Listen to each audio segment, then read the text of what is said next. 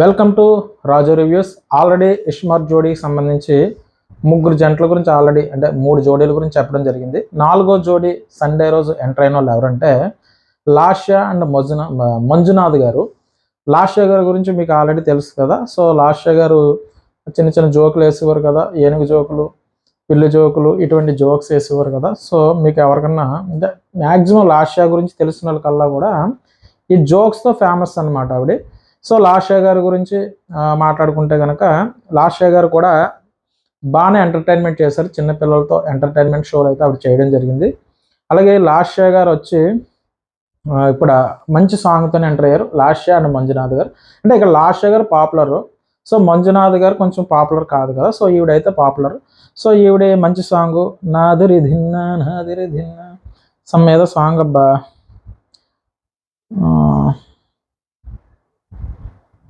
మంచి సాంగ్తోనే. So నాదిరి ధిన్నా high ప్రియమైన hire అనేది సమ్ ఏదో సాంగ్, మంచి సాంగ్తోనే ఎంటర్ అయ్యారు.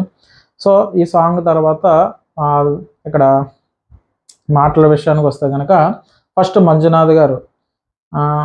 ఇక్కడ విషయం ఏంటంటే లాస్య గారు ఎప్పటి నుంచో ఈ షో గురించి అడుగుతున్నారట. కానీ మంజునాథ్ గారికి అంటే ఆయన ఇంత అలవాటు లేదు కదా, అంటే స్క్రీన్ ముందుకు రావడం ఆయన కొత్త కాబట్టి ఆయన అంటే ఇంతకుముందు చిన్న చిన్న ఆటలు ఉండొచ్చు కానీ ఇలా స్క్రీన్ మీద డైరెక్ట్గా యాక్ట్ చేయడం. సో ఆయన ఏమంటున్నాడంటే నాకు కొంచెం మొహమాటం కాబట్టి నేనైతే తర్వాత చూద్దాం అన్నట్టుగా అన్నాను.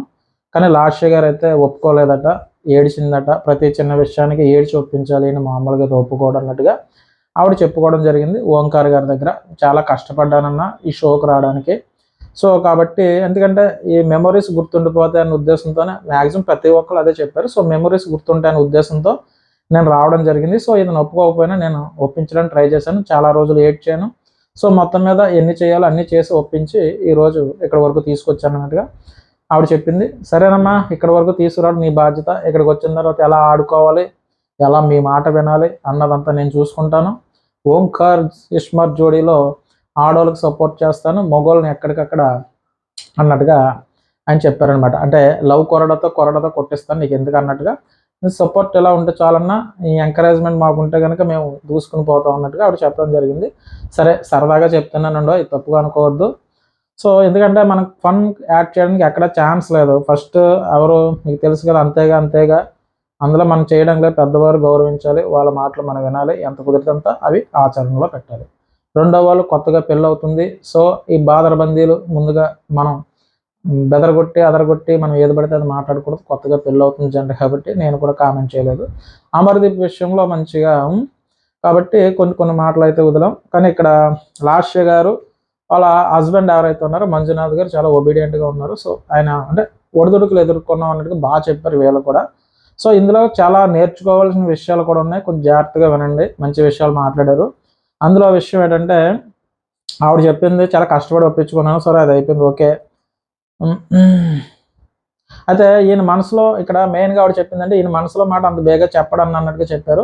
నీకెందుకమ్మా నేను చూసుకుంటాను, నేను చూసుకుంటాను, నేను లాగుతాను కదా, నాకు కావాల్సింది కూడా అదే కంటెంట్ కావాలంటే నేను ఎవరిని వదిలిపెట్టను, మొత్తం జ్యూస్ మొత్తం తీసేస్తాను అన్నట్టుగానే ఆయన ఓకే చెప్పాడు అనమాట. సో లాస్య గారు ఓకే అన్న నీ చేతుల్లో పెట్టాను, ఆయన మనసులో మాట ఏదోలాగా బయటికి రప్పించాలన్నట్టుగా చెప్పారు. దీని తర్వాత ఓంకార్ గారు నీకెందుకమ్మా, నువ్వు చూడు నేను సెట్ చేస్తాను కదా అని చెప్పేసి అయితే ఇక్కడ అని చెప్పడం జరిగింది. తర్వాత ఈ సెటప్ చూస్తే అంటే ఈ సెటప్ అని లేదు, ఇక్కడ కొత్తగా ఏంటంటే ఆయన గ్రీన్ అండ్ రెడ్ గాజులు తెప్పిస్తారు. సో గ్రీన్ అంటే కనుక మంచి విషయాలు, ఆవిడలో నచ్చిన క్వాలిటీస్, అలాగే రెడ్ అంటే కనుక ఆవిడలో నచ్చని క్వాలిటీస్ చెప్తూ ఆ గాజులు తొడగాలమ్మా అని ఎవరికి మంజునాథ్ గారికి చెప్తారు ఓంకార్ గారు. సో అయితే కొత్తవి కదా ఆటలన్నీ మంచి బాగుంటాయి ఓంకార్ గారు ఇవన్నీ కూడా.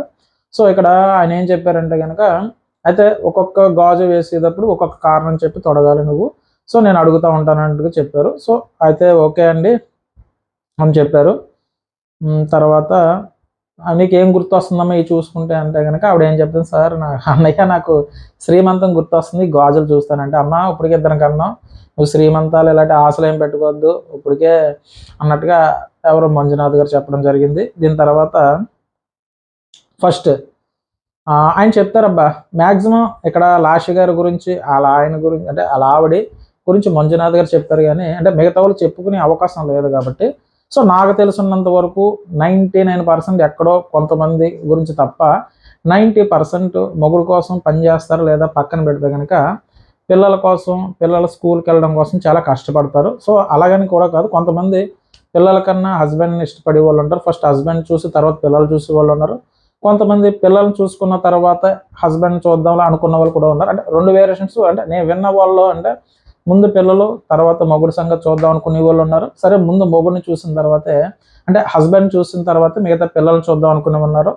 కొంతమంది ఈక్వల్గా ఇద్దరికి ఇంపార్టెన్స్ ఇచ్చేవాళ్ళు కూడా ఉన్నారనమాట. సో కేటగిరీ వైజ్ అందరూ ఉన్నారు. సో కాబట్టి మంజునాథ్ గారు అక్కడ అవకాశం వచ్చింది కాబట్టి వాళ్ళ మిస్సెస్ గురించి చెప్పుకోగలిగారు కాబట్టి నేను మిగతా ఆడవాళ్ళ గురించి కూడా నేను కవర్ చేస్తాను అనమాట. సో ఇక్కడ విషయం ఏంటంటే ఆయన వాళ్ళ మిస్సెస్ గురించే చెప్పాడు. నేను మిగతా ఎవరైతే ఉన్నారో గృహిణులు ఎవరైతే ఉన్నారో వాళ్ళ గురించి కూడా చెప్తున్నాను. ఏంటంటే వీళ్ళు మ్యాక్సిమం పెళ్ళి అయిపోయిన వాళ్ళు ఎవరైతే ఉన్నారో మార్నింగ్ 5-4కి లెగిసే వాళ్ళు ఉన్నారు. ఎందుకు లెగిస్తారంటే పిల్లలకి క్యారేజీలు పెట్టాలి. సో క్యారేజీ పెట్టాలంటే కనుక వాళ్ళు మార్నింగే లెగాలి. ఏ టైంకి పడుకున్నా కూడా లెగాలి. సో అందులో కొంచెం శుభ్రం ఎక్కువగా ఉన్న వాళ్ళంటే ఈ పక్క వర్క్ అయిపోయినా కూడా వాళ్ళ క్లీన్నెస్ ఉంటే కానీ నచ్చదు. కాబట్టి తోమి సర్దుతూ ఉంటారు. సో ముందుగా చెప్పుకోవాల్సింది గృహిణులు ఎవరైతే ఉన్నారో ఇంటికాడుండి పిల్లల్ని స్కూల్కి పంపాలంటే పొద్దున్న లెగాలి. కొన్ని స్కూల్ మార్నింగ్ 7కి బస్సులు వచ్చేస్తాయి, కొన్ని ఏమో 6:30కి వస్తాయి. సో కాబట్టి ఆ టైం ఉంది కాబట్టి మార్నింగ్ వీళ్ళు లెగాలి. లెగిసిన తర్వాత వీళ్ళకి వంట కార్యక్రమాలు చేయాలి, క్యారేజీలు రెడీ చేయాలి. దీని తర్వాత హస్బెండ్ కూడా ఆఫీస్కి వెళ్తాడు కాబట్టి వాళ్ళకి కూడా క్యారేజీ రెడీ చేయాలి. ఇవన్నీ సరినెత్తుకుంటూలోకి వాళ్ళకి 11 ఎంత అయిపోద్ది. మళ్ళీ ఇవన్నీ ఇంట్లో ఏమన్నా అత్తగారు మామగారు ఉంటే వాళ్ళని సరినెత్తాలి. లేకపోతే కనుక ఈ పనులన్నీ చేసుకుంటేలోకి వాళ్ళకి మ్యాక్సిమం 1 గంట 2 అయిపోతుంది. మళ్ళీ తిన్న తర్వాత తోముకోవాలి, చేసుకోవాలి. మళ్ళీ నైట్ ఆటలకి మళ్ళీ క్రమేపీ షెడ్యూల్ వేసుకోవాలి. ఈ షెడ్యూల్ వేసుకున్న తర్వాత మళ్ళీ వాళ్ళు సాయంత్రం 6కో 7కో వస్తారు. మరి అన్నీ చక్కబెట్టుకుంటేలోకి 10:30 11 అయిపోతుంది అనమాట. సో దీనివల్ల అంటే కొంచెం చాలా కష్టం. అంటే ఇక్కడ లాస్య గారి గురించి అలా ఆయన వాళ్ళ మిస్సెస్ అక్కడ పడే కష్టాన్ని చూసి అంత కష్టమైతే నేను పడలేను. ఒక్కొక్కసారి నాకు చాలా బాధ అనిపిస్తూ ఉంటుంది. సో అని వాళ్ళ ఆవిడ గారి గురించి చెప్పారు. కానీ నేను వాళ్ళ ఆవిడ గారి గురించే కాదు, ఇక్కడ కష్టపడే ప్రతి భార్య ఎవరైతే ఉన్నారో వాళ్ళందరి గురించి నేను చెప్తున్నాను. ఆవిడ ఒక్కరితే కాదండి, అందరూ కష్టపడుతూ ఉంటారు. సో అలా కష్టపడితేనే ఆ హౌస్ అలా ముందుకు వెళ్తూ ఉంటుంది. ఆ పిల్లల క్యారేజీలన్నా స్నానాలు చేయించాలన్నా తర్వాత ఇదంతా కొంచెం కష్టంతో కూడుకున్న పని. మగవాళ్ళకి ఏముందండి, ఆ టైంకి లెగిస్తారు, టిఫిన్ చేస్తారు, వెళ్ళిపోతారు. కొంతమంది సపోర్ట్ చేయొచ్చు కానీ మేజర్ పార్ట్ ఎక్కువ లేడీస్ సపోర్ట్ చేసే వాళ్ళు తక్కువ నా అభిప్రాయం. సో కాబట్టి లాస్య గారే కాదు మిగతా వాళ్ళు కూడా చాలామంది కష్టపడుతూ ఉంటారు. సో కొంచెం కష్టం ఎక్కువండి పాపం.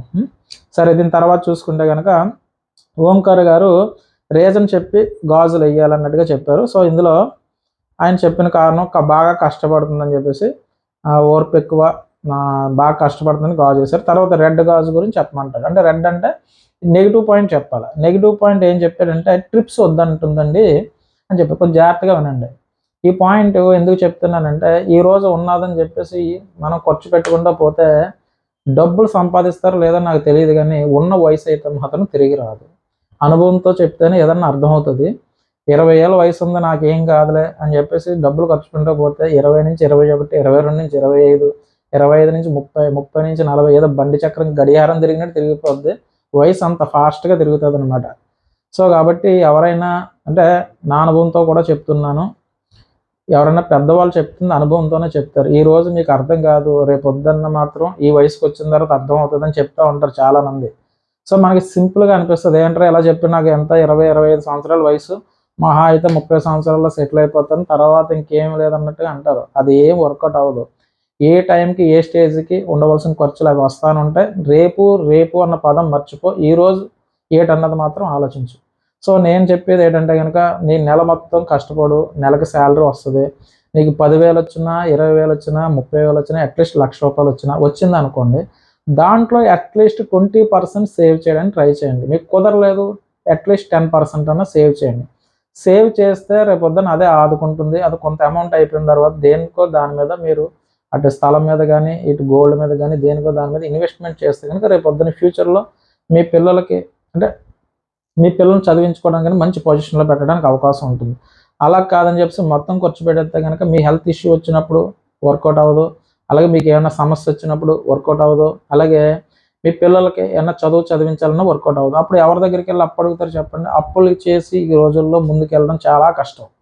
నేను చెప్పేది చాలా సింపుల్గా ఉన్నట్టు మీకు అనిపిస్తుంది, కానీ ఎంతో కొంత పొదుపు చేయకపోతే రేపొద్దున్న మనకి జీవితం అంతా అతుకుల బొంతలా తయారవుతుంది. అర్థమైందా? గొతుకుల మయం అంటారు చూసారా? పొదుపు లేకపోతే జీవితం ఒక కుదుపేసిపోతుంది. ఇది మాత్రం నేర్చుకోండి. ఎందుకంటే ఈరోజు రూ. 10 సంపాదించిన వాళ్ళు అట్లీస్ట్ ₹1 పొదుపు చేస్తేనే మీ జీవితం కుదుపు లేకుండా వెళ్తుంది, కానీ లేదంటే కుదుపుతుంది అన్నమాట. మామూలు కుదుపు అయితే ఉండదు. అయితే ఇప్పుడు వాళ్ళందరూ అంటే ఎక్కువ ప్రైవేట్ జాబ్స్లో వల్ల ఉన్నారు కాబట్టి, సో మనకి రిటైర్మెంట్ అయిపోయిన తర్వాత అమౌంట్ ఏమి వచ్చే ఛాన్స్ అయితే ఉండదు. కాబట్టి ఆ తర్వాత ఎవరు చూస్తారు? మన వయసులో ఉన్నప్పుడే మనం జాగ్రత్త పడకపోతే వయసు అయిపోయిన తర్వాత మనకేమైనా తాతలు ఇచ్చిన ఆస్తిని ఏమి ఉండవు కాబట్టి అప్పుడు కష్టం. ఈ రోజుల్లో జనరేషన్ అంతా చాలా ఫాస్ట్గా ఉంది. ఇప్పటికే బోళ్ళు బయట చూసుకుంటే కనుక చాలా మీరు ఆల్రెడీ చూస్తూనే ఉన్నారు సమస్యలు. పెద్దోళ్ళు అయిపోయిన తర్వాత చూస్తున్నారా లేదా, ఏం చేస్తున్నారని చూస్తూ ఉన్నారు. కాబట్టి దీపం ఉండగానే ఇల్లు చక్కబెట్టుకోరు. కాబట్టి ఉన్న అమౌంట్ని వేస్ట్ చేయకుండా ఎంతో కొంత పొదుపు చేస్తే జీవితంలో కుదుపు లేకుండా ఉంటుందని నా సలహా. ఇది నా సలహా కాదు, అక్కడ లాస్య గారు చెప్తున్నారు కాబట్టి సందర్భం వచ్చింది కాబట్టి చెప్తున్నాను. ఈ రోజుల్లో ఒక విషయం చెప్తాను. నీ దగ్గర డబ్బులు ఉన్నాయని చెప్పేసి అవతలకి అప్పు ఇచ్చావనుకోండి, ఆ రోజు నుంచి నీతో ఆడు మాట్లాడడం మానేస్తాడు. నీ డబ్బులు నువ్వు ఇచ్చి మళ్ళీ నువ్వు అడిగినప్పుడు నీతో మాట్లాడడం మానేస్తాడు. అనవసరంగా విరోధం కొని తెచ్చుకోవాలన్నమాట. సో చక్కగా ఉన్న ఫ్రెండ్షిప్ని అమౌంట్ ఇచ్చి విరోధం కొని తెచ్చుకోవాలి. సో నాకు ఒక పెద్ద ఆయన ఇచ్చిన సలహా ఏంటంటే, నీకు దగ్గర ఎవడన్నా అప్పుగా వస్తే కనుక నువ్వు ఇవ్వగలిగినంత దాంట్లో ఎంతో కొంత ఒక ₹5 ₹10 ఇస్తావో ఇచ్చుకుని వెళ్ళిపో. అంతే తప్ప అంతకుమించి సాయం చేయక. అదే నీకు పోయినా పర్వాలేదు, ఒక 1000-500 అనుకోండి, నువ్వు ఇచ్చిన తర్వాత రాకపోయినా పర్లేదు, కానీ ఎంత ఎక్కువ అమౌంట్ నువ్వు ఇచ్చావు కనుక ఆ రోజు నుంచి అతను ముఖం చాటేయడం జరుగుతుంది. సో దానివల్ల ఏంటంటే నీకున్న పరిచయం కూడా పోతుంది అనమాట. మీకు అర్థమైందా? సో కాబట్టి ఎందుకు వచ్చింది మనకి? సో ఇక్కడ లాస్ట్ గారు చెప్పింది ఏంటంటే, ట్రిప్స్ అంటే ఆయనకి ఇష్టమన్నా, లైఫ్ అంతా ఇలాగా ఒకే దిక్కు నుండి వేస్ట్ చేయడం అనవసరం, జీవితాన్ని కూడా ఎంజాయ్ చేయాలని చెప్తాడన్నా మంజునాథ. కానీ నేనేమంటున్నానంటే, నా పిల్లలకి ఎఫ్డీలు తీయాలి, నా పిల్లలకి అన్ని సెటిల్మెంట్ చేయాలి, అంతా బాగుండాలి, నేను ఓకే బాగానే ఉన్నాను అనుకున్నప్పుడు తిరుగుదామని చెప్పానన్నా. నాకు తెలుసు, అప్ అండ్ డౌన్స్ చూశాను. నేను అమౌంట్ లేనప్పుడు ఎన్ని కష్టాలు పడ్డాను అన్నది నాకు ఒక 3 సంవత్సరాలు అయితే నేను చూడగలిగాను. కాబట్టి ఆ పీరియడ్ మళ్ళీ నాకు రాకూడదు, అది కల్లో కూడా ఊహించలేను. కాబట్టి నేను బాగా సెటిల్ అయిపోయిన తర్వాత తిరుగుతానన్నా, అంతవరకు మాత్రం పొదుపు చేయాలి అన్న ఉద్దేశంతో నేను చెప్పాను. సో కాబట్టి అతనికి నచ్చని విషయం అది కాబట్టి అన్నట్టుగా చెప్తారు. సో మంచి విషయం చెప్పినప్పుడు నేర్చుకోవాలబ్బా. పొదుపు లేకపోతే జీవితం కుదుపు అయిపోతుంది. కొంచెం జాగ్రత్తగా చూసుకోండి. ఎవరన్నా చెయ్యకపోతే ట్రై చేయండి అమ్మా, చేయకపోతే వర్కౌట్ అవ్వదు. ఈ రోజు కోసం మీరు ఆలోచిస్తున్నారు. మీ ఏజ్ పెరిగిన తర్వాత మీ సంపాదన అంటూ ఉండదు. ఏజ్ పెరిగిన తర్వాత మనకి ఎవరు పెడతారు చెప్పండి? ఈ రోజులు ఎలా ఉన్నాయి మీరు ఆల్రెడీ చూస్తున్నారు. పిల్లలు చూస్తారా లేదన్నది ఆల్రెడీ మీరు చూస్తున్నారు. కాబట్టి ఉన్న ప్రైవేట్ జాబులు కాబట్టి ఎప్పుడు ఎలా ఉంటుందో సిచ్యువేషన్ తెలియదు. కాబట్టి మన స్పృహలో మనం ఉండి ఎంతో కొంత జాగ్రత్త పరుచుకుంటేనే రేపొద్దున్న వయసు పెరిగిన తర్వాత కూడా లీడ్ అయ్యే అవకాశం ఉంది. లేదంటే కనుక ఆ వయసులో కష్టం అండి. అందుకనే చెప్తున్నాను, కుదిరితే ₹10 వస్తే ₹1 దాచుకోండి. రేపొద్దున్న అదే మిమ్మల్ని ముందుకు తీసుకుని వెళ్తుందని నా అభిప్రాయం. సరే, నా అభిప్రాయంతో మీరు ఏకీభవించాలని ఏమీ లేదు, నువ్వు ఎన్నన్నా చెప్తావు అనుకోవచ్చు, కానీ నేను అనుభవంతో చెప్తున్నాను. సో ఇక్కడ లాస్ట్ గారు పాయింట్ వచ్చింది కాబట్టి చెప్పాను. సో దీని తర్వాత నెక్స్ట్ ఆయన ఏం చెప్తాడంటే కనుక, అంటే ఆయన సరే దీని తర్వాత క్వశ్చన్, గ్రీన్ గాజు అన్కండిషనల్ లవ్. ఇక్కడ పిల్లల్ని ఇష్టపడడం అంటే పిల్లల మీద చూపించి ప్రేమ. అంటే 3వ క్వశ్చన్లో పిల్లల మీద మాత్రం పొద్దున్న లెగుస్తుందండి, కష్టపడుతుంది, మళ్ళీ సాయంత్రం అంటే తను అలసిపోయినా కూడా పిల్లల దగ్గర చాలా చక్కగా చూసుకుంటుంది, చాలా బాధ్యతగా చూసుకుంటుంది. నాకు కూడా అటువంటి ప్రేమ కావాలి, నాకు ఇటువంటి అమ్మ కావాలన్నట్టుగా కోరుకున్నాను అన్నట్టుగా మళ్ళీ ఒక గ్రీన్ గాజు అయితే వేస్తాడు. సో పిల్లలంటే ప్రతి తల్లికి ఇష్టమే. సో ప్రతి తల్లి ఏ స్టేజ్లో ఉన్నా అంటే వాళ్ళు అంటే బాగా ఆస్తిపరులు అని అవ్వచ్చు, తక్కువ ఆస్తిపరులు ఎవరైనా సరే తల్లి ప్రేమలో మాత్రం పెద్దగా డిఫరెన్స్ అయితే కనిపించదు. సో దీని తర్వాత వచ్చి 4వ పాయింట్, ముక్కు మీద కోపం ఎక్కువ సార్ అన్నట్టుగా రెడ్ ఇంకొక గాజులు వేస్తారనమాట. ముక్కు మీద కోపం దేనికంటే ప్రతి దానికి కోపం వచ్చేస్తుంది సార్ అన్నట్టుగా మాట్లాడతారు. సో అంటే కోపం గురించి దేనికి కోపం వస్తుంది అన్నట్టుగా అంటే కనుక ప్రతి దానికి కోపపడిపోతుంది సార్ అన్నట్టుగా వేస్తారనమాట. ఏ విషయం మీద కోపం అంటే అన్ని విషయాల్లోనూ కోపం వేస్తారు అన్నట్టుగా, అంటే ఒక కోపంగా ఓ లుక్ అయితే ఇస్తుంది. తర్వాత ప్రదీప్ గారు ఈయన అన్ని అర్థం చేసుకున్న మనిషి కాబట్టి ఒక మాట అంటారు, కోపం వచ్చిందంటే కనుక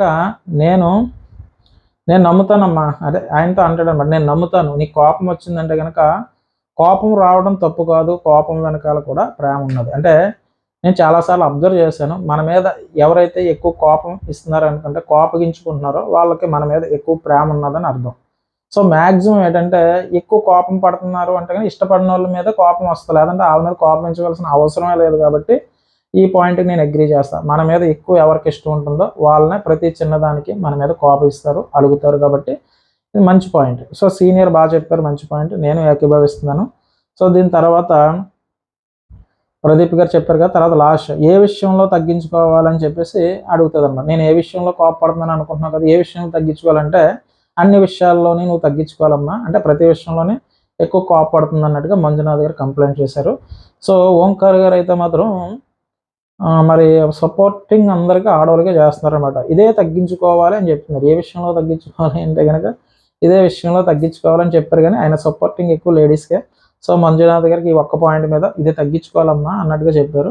సరే, దాని తర్వాత నచ్చిన క్వాలిటీ, లాస్ట్లో ఏంటి నచ్చిన క్వాలిటీ అంటే కనుక వీళ్ళ దగ్గర ఏదో ఒక ఎమోషనల్ స్టోరీ అయితే జరిగింది, మనకు అంతగా డెప్త్గా తెలియదు. కాబట్టి చాలా అప్ అండ్ డౌన్స్ చూసామంటే, అంటే మీకు అప్ అండ్ డౌన్స్ అంటే మీకు అర్థమవుతుంది, అంటే అమౌంట్ ఉన్నప్పుడు అమౌంట్ లేనప్పుడు చాలా పరిస్థితులు మారిపోతాయి.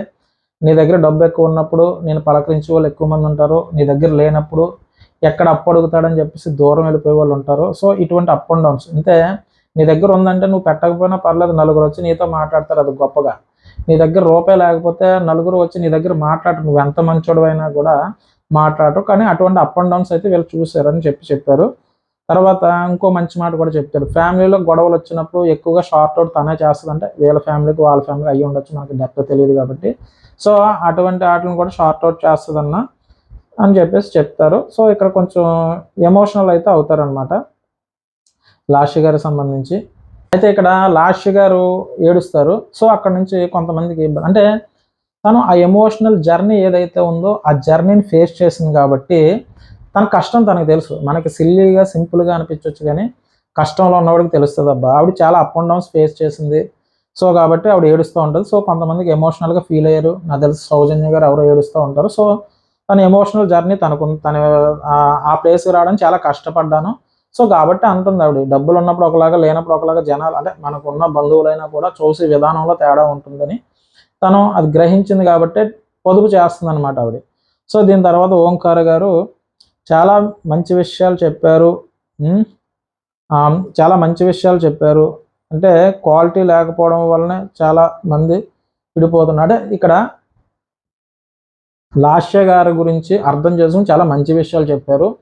సో కాబట్టి అంటే తినలో మీరు చూసుకున్నారు, మంచి క్వాలిటీస్ ఎదుర్కొన్నారు, కాబట్టి మీ జర్నీ ఇలా సాగుతుంది, చాలా మంచి విషయాలు చెప్పారని మంజునాథ్ గారి గురించి చెప్పారు.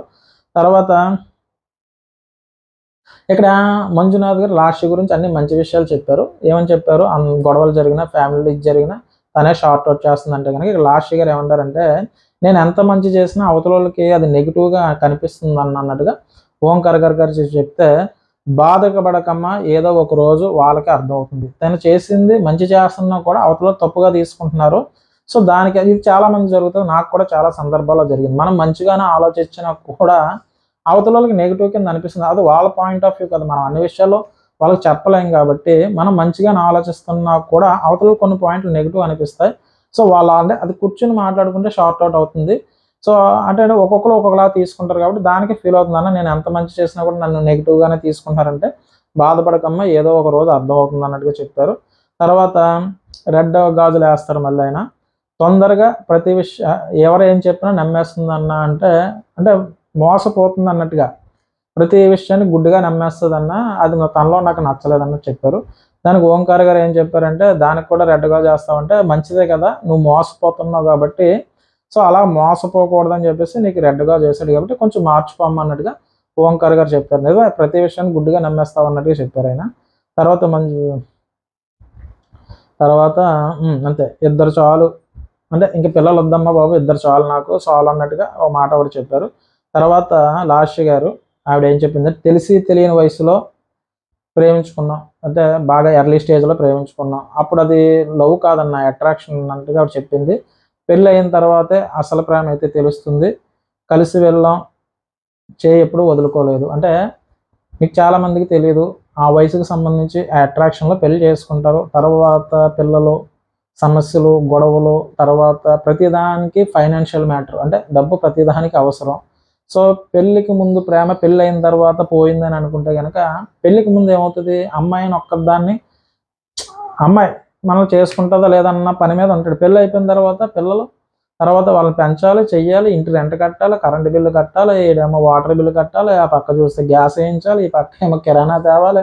ఇవన్నీ తేవాలంటే ఆడు జాబ్ చేయాలి. ఆడు జాబ్ చేసుకుంటే అక్కడ ప్రెజర్ ఉంటుంది. ఆ ప్రెజర్ అన్నీ చూసుకుని ఇంటికి వచ్చి తర్వాత ప్రేమ చూపించాలంటే అప్పటికే పులుసు కారిపోయి ఉంటుంది కదండి. అంటే పెళ్ళికి ముందంటే అమ్మాయే లక్ష్యం, పెళ్ళి అయిపోయిన తర్వాత ఫ్యామిలీ లక్ష్యం కాబట్టి ప్రేమ తగ్గినట్టు మీకు కనిపిస్తూ ఉంటుంది. అప్పుడున్నట్టే ఉండాలి అంటే కనుక ఇక్కడ బాధ్యత వస్తుంది.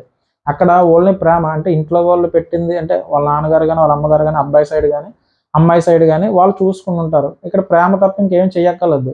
కానీ పెళ్ళి అయిపోయిన తర్వాత మీకు ఒక కుటుంబం ఏర్పడుతుంది. ఆ కుటుంబం ఏర్పడిన తర్వాత ఆటోమేటిక్గా బాధ్యతలు వస్తాయి. అప్పుడు కూడా నువ్వంటూ ప్రేమను కూర్చుంటే కనుక ఆ పూట అయితే ఎదరికి వెళ్దు కదా. సో కాబట్టి అది అర్థం చేసుకోవాలని కోరుకుంటున్నాను. చాలామంది ఇదే విషయాన్ని చాలామంది ప్రస్తావించారు. పెళ్ళికి ముందు మాత్రం నా వెనకాల తిరిగేసేవాడు, నాకు పువ్వు ఇచ్చేవాడు, ఎక్కడ పడితే అక్కడికి ఏమో సినిమాలో తీసుకెళ్ళేవాడు.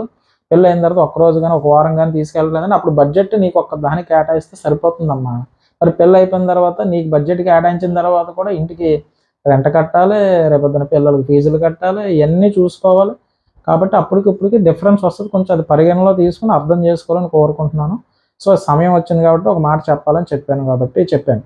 సో దీని తర్వాత అదే విషయం చెప్తుంది అనమాట. పెళ్ళికి ముందు ప్రేమ అంటే అది అట్రాక్షన్ అన్న, పెళ్ళి అయిన తర్వాత అసలు సంగతి అసలు ప్రేమ అంటే పెళ్ళికి ముందు ప్రేమ అందరూ చేస్తారు. పెళ్ళి అయిపోయిన తర్వాత కష్టాల్లో కూడా మేమిద్దరం చేయి వదలకుండా చాలా కష్టపడి ఈరోజు ఈ స్థాయి వరకు వచ్చాం. సో కాబట్టి అన్నట్టుగా ఇద్దరు గురించి ఇద్దరు చాలా గొప్పగా చెప్పుకుంటారు. సో నాకైతే నచ్చింది, నన్నైతే అలరించింది అన్నట్టుగా చెప్తున్నాను. వీళ్ళైతే అలరించారు. సో మంచి విషయాలు అయితే చెప్పారు. తర్వాత అంటే లాస్య గారు మనం చూసాం చాలాసార్లు, ఎప్పుడు నవ్వుతూనే ఉంటుంది ఆవిడ. చిన్నపిల్లల జోక్స్ బాగానే వేస్తుంది. నాకు తెలిసి ఏనుగు జోకనో, పిల్లి జోకనో, కోతి జోకనో అంటే మధ్య మధ్యలో ఆపేస్తూ ఉంటుంది. ఏనుగు వచ్చి పిల్లి మీద కూర్చుంది, పిల్లి వచ్చి ఏనుగు మీద కూర్చుంది, 3 చీమలు ఉన్నాయి. మీకు ఆల్రెడీ తెలియకపోతే తెలుసుకోండి. లాస్య గారు అటువంటి జోకులు ఫేమస్ ఆవిడ.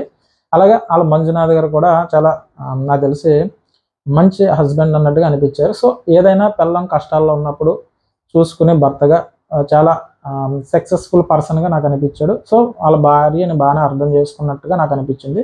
సో వీళ్ళ జంట ద్వారా కూడా మనం ఎంతో కొంత నేర్చుకోవచ్చు అన్నట్టుగానే వీళ్ళు చెప్పిన విధానం బాగుంది. సో కాబట్టి వీళ్ళకి ఆ లవ్ కొరడా లాంటివి ఏం చేయలేదు.